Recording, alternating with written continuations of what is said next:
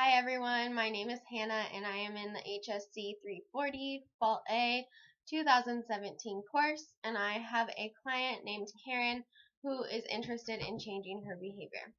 So speaking as Karen, I came to Hannah once I knew I was stuck in a ditch.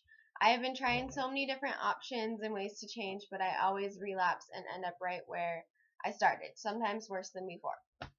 I have been dieting and trying to work out for years, but every diet and every type of workout never seems to work for me. When you try different lifestyle changes like working out and eating right, it can be really hard. And now that I feel that I have been knocked down too many times, I have started to look for help. When speaking with Hannah the first time, she asked me questions about my work, my husband, my kids, and even the people I surround myself with, and how I personally think they contribute to my problem. Before sitting down and getting into it, I have completed the health risk assessment, and laying out those numbers so clean and organized really made me want to fix those numbers that I can't stand to look at. Right now, I am making a plan with key details to make a day-to-day routine, and I have made a very detailed schedule including my meals and my workouts. Having a checklist really works for me, so they are laid out in a checklist form. It will help me to be motivated, and I want to push myself to really check off everything I want to accomplish that day. From evaluation of why I've been failing, I believe I need to have positive reinforcement as well as some helping relationships to keep me going when I cannot anymore. Speaking as Hannah, alright, so your story, Karen, I'm sure many people can relate to, and hopefully by seeing this, they will come to me and make a change as well. So digging deeper into this change, after reviewing your health risk assessment, there are many possibilities as far as how we can approach the change.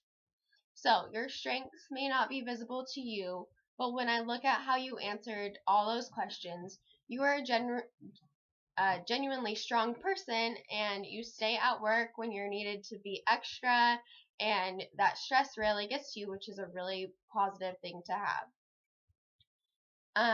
You are strong as far as self-control goes until you get to the point where we don't yet understand why you are not sticking with these changes.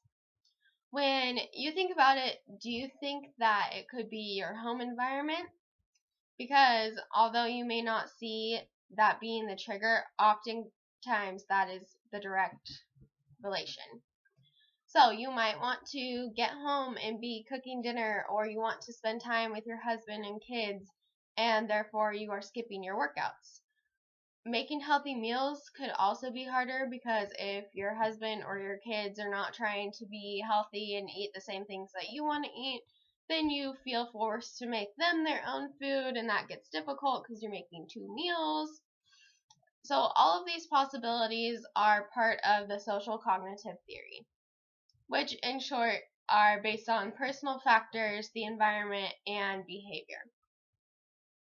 Changing one of these parts will change the rest of that behavior change that we are looking for.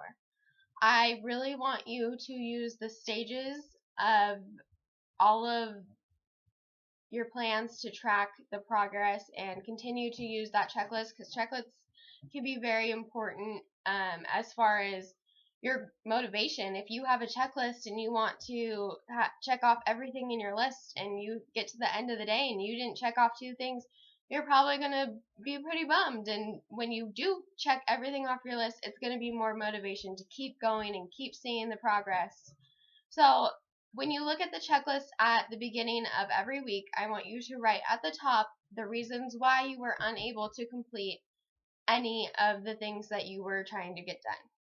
When you are aware of those things, you can continue on and make sure that you are not doing those things and making that the reason that you're not checking anything off. So your goal is to eat healthy and work out 4 to 5 times a week. And when you do not complete these daily, when we think about it, the next time we meet, we will discuss how we can be aware and avoid those things and make it better and easier to complete your goal. So thank you for coming to me, and I look forward to seeing you soon. Thanks, guys.